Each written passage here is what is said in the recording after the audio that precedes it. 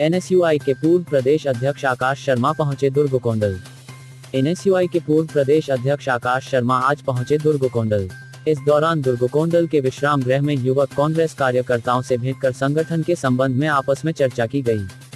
इस दौरान युवक कांग्रेस के पूर्व जिला अध्यक्ष पंकज वाधवानी, जिला कांग्रेस कमेटी के संयुक्त सचिव मुन्ना सिन्हा, शासकीय महाविद्यालय दुर्गकोंडल के जनभागीदारी समिति के अध्यक्ष कैलाश राणा, दीनू नथानी एवं अन्य कांग्रेस के सदस्य व पदाधिकारी युवक उपस्थित थे।